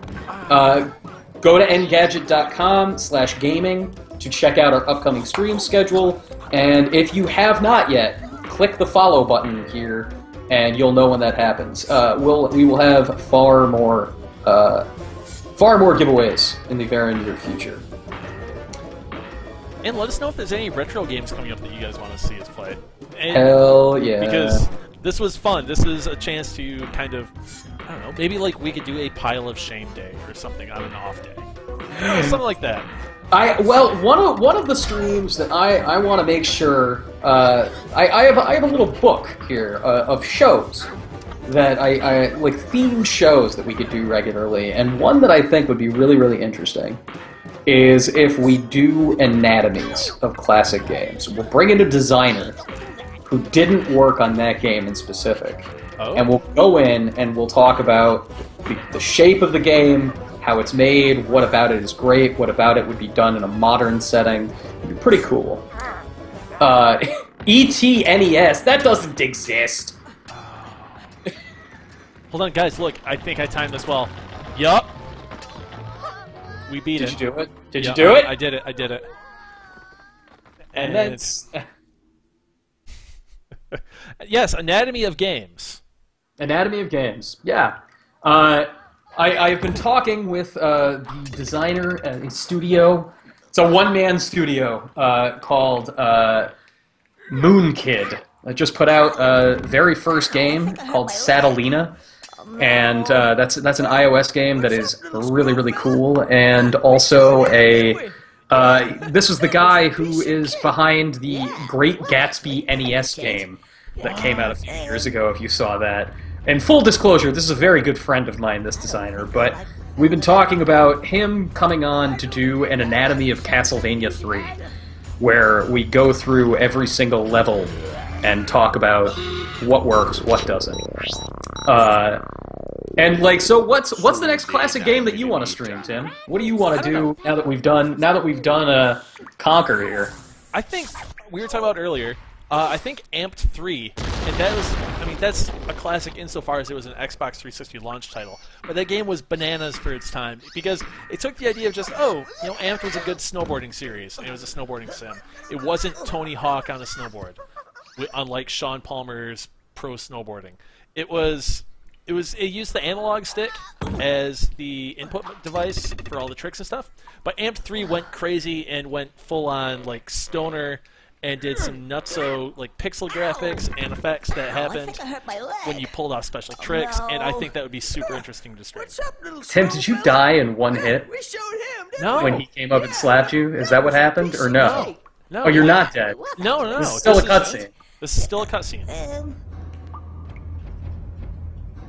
It was this game is. Oh, I did. I haven't been paying attention. So I'm gonna skip that cutscene. Yeah, this game, this boss has how many forms? This is the third form of this boss. And this is the freaking first. Yeah. Yeah, and now it's like, apparently something's wrong with my eyes. I'm hungover again, maybe. I don't know. I don't know how to progress in this and what I'm supposed to do to fight the metal boss. I can't set him on fire anymore. But I don't know what's. You know, I feel like toweling. I don't know what's going on. I don't even know what's going on. Don't forget to bring a towel. I don't. This game is just. It'd be better if I could play with sound. I can guarantee you that, so I can hear stuff. But just concentrating trying to do two things at once, it doesn't work out so well. No, it's very tricky. Yeah, I don't know what's happening. This boss, how does this guy go from being a bale of hay to this? Travis Stywall, is this an RPG? I would actually go as far as to say that, like, Conker is, in the classic mold, something you would have called an adventure game. Yeah, once upon a time. Yeah, It's an action adventure. Yep. We are speaking the same language, Anthony. What do robots dislike? Water. Is there some place you could use water or electricity in there? All right, Travis Stywall says climb up the ladder. Okay, we'll do that as soon as I reload and go back in. So I died. Use the wires. All right, the wires to hurt him. All right. Let's see if we can do this. I want to do this. Yeah, we've got 3 minutes, dude. If you can make this happen, I will believe in miracles. I will believe that a man can fly. And by fly, I mean... I was going to say, you haven't been in an airplane recently? Come on. Mini Muffin, say obtuse. Done. Obtuse. Done. It's obtuse boss fight, this boss fight. Ow! It's But an at obtuse... least there's a checkpoint, though. I mean, right? So I don't have to go through all of the bullcrap of the first form again. I'm actually surprised that there is a checkpoint. Yeah, that is really impressive. Alright, so here are the wires. I feel like I'm gonna get electrocuted. We were talking about electrocutions on the stream on Tuesday. And We now were! we're doing it in a video game. Alright, I have to climb the ladder. Let me do that. Alright, how do I get off of the broom? With a pitchfork. Maybe you just need to lure him over. Alright. Yeah, Maybe that it's like when you killed the haystacks. Yeah, come on, buddy. Get over here. Get in the water. Oh, they did say go up the ladder. Oh, there we go. Don't climb the ladder. No. I got him. He's getting electrocuted. He's getting cooked. Yeah, he's getting cooked real bad. Oh God, Omega James, you should stream the classic Deus Ex. Ah, God, I wish I still had like patience for that game, man. It's too janky. No, you see, if we streamed it, you should stream the PS2. Yeah. That's the one to stream. No, we'll stream the. Oh, you have to hit the button once he's all. Oh. Yep, that big red button. Okay. Once he's all. All right, that makes sense. That's pretty video games right there. I don't know how to get. Yeah, I can't not be on the pitchfork. Also, Conker is he's stumbling. He's in a bad way. And I don't know what's happening. Did you get him? No, you don't. Like, I don't know how to attack him once I get him to fry. Is it you can't just use the attack button? No, that doesn't work because he's spinning at the time, and the attack button. All the attack button does is it shoots me forward, and it helps me cross distances. That's it. So I don't know. Jump, then hit action button. Oh, all right. Well, I'm dead. I didn't make it. Oh my god. Hold on. Were you going to admit defeat? No. I still have 2 continues left. Oh my gosh. This game seems really hard, man. It is. It's not fun. It's not fun. Precisely. Good job, Tim, for just speaking your mind as to actually getting it through. No, this game isn't super fun. It's frustrating. And I don't know. I wouldn't recommend playing it. Also, I've been playing with the Duke controller the whole time. And this controller, I forgot how big it was. Oh my god, you're playing with the Duke? I am. And this is a controller I used to prefer in my teenage years because it was so big, but now it feels genuinely like a gigantic brick of plastic in my hands. That's because it's a gigantic brick of plastic in my hands. Yeah, it's the bare minimum of ergonomic. Yeah, I will go ahead and say that I think the Duke is the worst controller ever for a console. No, the classic NES controller is not great either because it was just a square piece of plastic and it was light. And Lies. That controller's amazing. No. It's so light though, and it's just the right size that it's not going to dig into your palms. I will contend for my entire life that the Super Nintendo controller is the best controller ever made. I like since playing South Park, like I'm realizing how good the 360 controller was. Again. Yeah. Also, the D-pad on this controller is horrible. It's worse than I remember. And I remember it being pretty bad. Oh, Bill Dami, the Jaguar controller. Can we even call the Jaguar a functioning system, though? Speaking of Philip Palermo, our coworker, he loves the Jaguar. Really? Yeah. You need to talk to him about that. Oh my god. Yeah, Alien vs. Predator, or the Alien trilogy on Jaguar. Yeah. That was his benchmark for good Alien games. I was literally just going to say, well, if he loves it, maybe I'll have to go find a Jaguar, and we'll stream AVP for Jaguar. Yeah. Would you guys come out to watch that? Would you watch Aliens vs. Predator on frickin' Jaguar if we streamed it for a couple of hours? Do you have a Jaguar? I could get one. There is a bookstore in New York City called Book Off. It's part of like a Japanese chain of stores that are like secondhand stores for music, books, and video games. And the one in New York has a $60 boxed Jaguar. Just sitting there. It's been there for months. Yes, the Jaguar controller had a dial pad, Travis. Well, because it's staying close to the Atari roots. Yeah. God, Atari, what are you doing? Alright, so here it goes. I'm not going to make it through this. I can't figure out the button to press. And we're running over time right now. Yeah. I'm demoralized. Yeah. And I still have the rest of my shift to go yet, so this is going to be a long night. Let's shut it down.